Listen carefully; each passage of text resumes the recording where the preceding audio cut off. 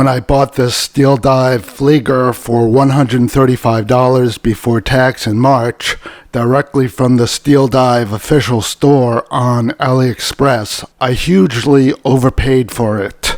At the time of this video, SteelDive is selling this watch for $112, and you can find other sellers selling this watch with a non-steel bracelet, which you'll probably want to get after watching this video, for under $100.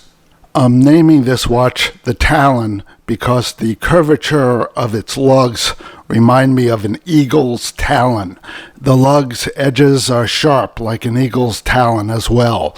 I'll get to this later. The Talon comes in this small plastic cheap watch container that you often get with Chinese knockoffs. The Talon came completely wrapped in plastic and had no scratches. Watches in these containers need to be encased in plastic when shipped, as the container doesn't secure them properly and they will get scratched. The watch came with absolutely no documentation nor warranty card. The SteelDive store states that there is a 3-year warranty. SteelDive needs to be more professional and include a warranty card. The Talon also comes with this pin removal tool. The bracelet uses push pins. The bracelet wasn't difficult to size. The bracelet is 20 millimeters in thickness. It tapers down to 18.5 millimeters and is 19.5 millimeters at the clasp. The bracelet's end links are too short for the lugs.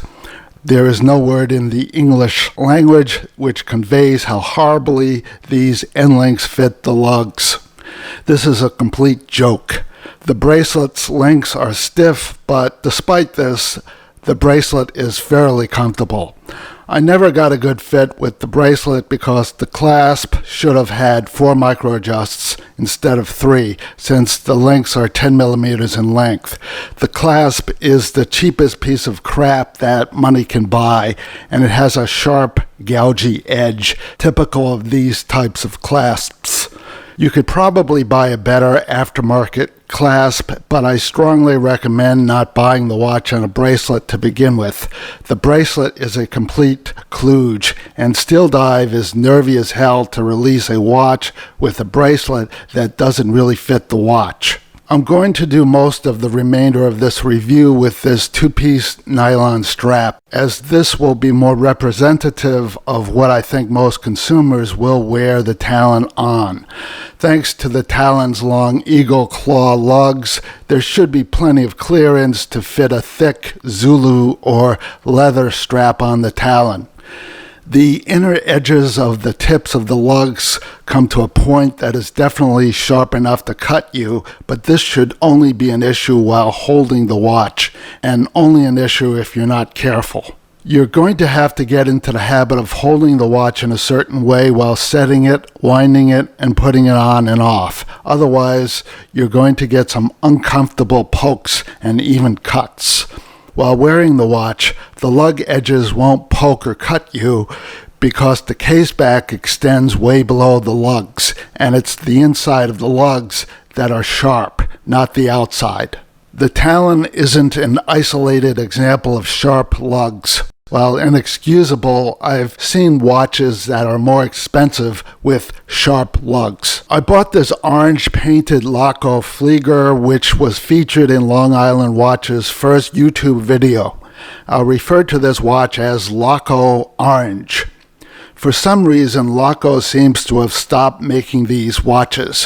While I adored the Laco Orange, I eventually sold it because, unlike the Talon, it doesn't hack. At only 39 millimeters in diameter, the Talon is a small watch by modern standards. Also, at only 12.5 millimeters in thickness, the case is thin for a watch that houses the Seiko NH35 movement. To give you some perspective, I'm comparing the Talon in the right column to the 43 millimeter in diameter, 13.5 millimeter thick Seiko 5 Sports in the left column. I'm modeling both watches. My wrist is about 7 inches. From my experience of wearing the Laco Orange, which was 42 millimeters, I can tell you that the Talon wears vastly better than the Laco Orange. I love how well the Talon wears. The Luftwaffe, as far as I know, doesn't have any plans to reinvade Poland. There's no longer any need to wear oversized fliegers. The Talon's case is made of stainless steel and it's all brushed. For the money, an absolutely killer job was done on the finishing. While not as nice as the Laco Orange, there's nothing about the brushing of the Talon that suggests that this is a cheap watch. One thing I love about the Talon is that if the plane you're flying is shot down or its engine happens to die on you and you end up at the bottom of the ocean, you will not have to worry about water getting into your Talon. The Talon has a screw-down crown and 200 meters of water resistance like a dive watch. The Talon is a completely amphibious military watch. You are prepared for total war with the Talon. I think this is pretty impressive for a $100 watch. While it would have been nice if the Talon had a traditional flieger onion crown, or at least a sign crown, I'm hugely happy with the crown, and there's nothing about it or its action that feels like a cheap watch. The crown is nicely knurled with good thickness. The vacuum seal is decent. There's good delineation between crown positions. The stem has some wobble, but I'm not going to worry about this. The Talon screws, unscrews, and winds very nicely. The flat sapphire crystal is raised above the stationary bezel. The crystal doesn't have anti-reflective coating. The crystal has a lot of reflectivity and glare, but so did my Laco Orange. I suspect that this has to do with the physical design of fliegers. I suspect higher-end fliegers probably address this problem. The glare is not a big issue for me. The markings are nicely painted on the dial.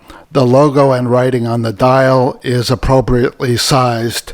The date is not aligned properly and crammed into a too small date window. I don't have great eyesight. For me, the date is semi-readable. My biggest issue with the dial is the second hand. I would have preferred a traditional loomed green flieger second hand, but what really bothers me about the second hand is not the white color, but that it's completely inappropriate for a flieger. The second hand looks like some generic part for a chrono, which it probably is. The ass extending from the second hand is too long, and it obscures the view of the other hands. The second hand isn't loomed. The second hand isn't a deal breaker for me, but I find it to be pretty incredibly Mickey Mouse. The hour hand of the Talon is a big improvement over the Laco Orange. One big issue that I had with the Laco Orange was that the hour and minute hands were too similar in shape and design, causing me to have difficulty distinguishing between the two hands on occasion. The Talon hour hand is short and stubby like a dive watch, enabling the Talon to be much easier to read than the Laco Orange. The black border of the hour and minute hands looks plasticky and cheap, but you don't notice this unless you're looking extremely close, as the black of the border of the hour and minute hands disappears into the black background of the dial.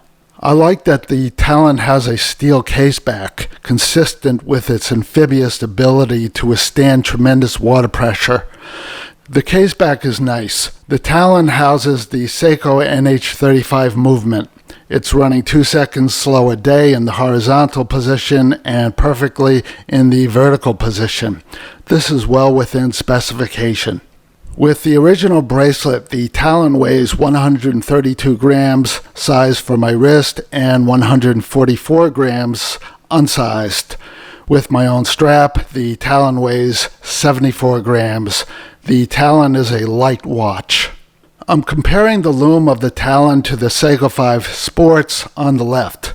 The Talon is well loomed. Its hour and minute hand have brighter loom than the markings, but even the lighter loom of the markings will remain visible throughout the night, like the hands. Aside from the horrible bracelet, which you can remedy by putting the Talon on a strap or not buying the Talon on a bracelet to begin with, the pointiness of the lugs are the Talon's biggest issue. When setting, winding, or putting the Talon on your wrist, You'll eventually get used to holding it in such a way that you won't get poked by its pointy lugs. For $100, I personally am willing to put up with this. You're getting a hell of a lot of watch for the money with the Talon. You're getting a sapphire crystal, decent lume, and a screw-down crown with what appears to be a crown and vacuum seal that have quality that greatly exceed the Talon's price point. You're also getting vastly better brushing than you typically would get at $100. Overall, you're getting a nicely sized, attractive-looking, and very wearable watch with great features for not a lot of money. Hi, this is Bill Buzzkill Brattle, and I'm here to tell you that I am no longer going to be doing watch review videos. There's just no money in it. All the money these days is in reaction videos, okay? And specifically in hot young women doing reaction videos. So I'm going to react to Courtney Coulston. She's a very attractive young woman from New Zealand. I'm going to react to her reaction of a history video that looks a little dubious, but whatever. Today, there's no force like the United States military on planet Earth. Modern American military doctrine has for decades dictated the requirement to fight and win 2 simultaneous wars against major military powers, a capability which no other force on the planet doubts is capable of achieving, while low-intensity conflicts against terrorist and insurgent forces. Oh, that's a booger. Whoa. Forces have well, yeah, that's definitely, that is a serious booger. Dragged the United States into decade-plus long that's huge. wars. These conflicts don't accurately represent the U.S. military. Aren't you gonna do something about that booger? Attrition, where victory is achieved by slowly winning hearts and minds. Yep, you got a booger there. It's booger emergency. No nation or group of booger. that can match Aisle 9. Especially when it's booger. the strength of its booger cleanup. But it wasn't always the got a booger there. Yeah, you got a no, don't. Hey, you got a booger. The Don't. U.S. military got its official start Booger. with its war for independence in 1776. Though it wouldn't be until the establishment of the Department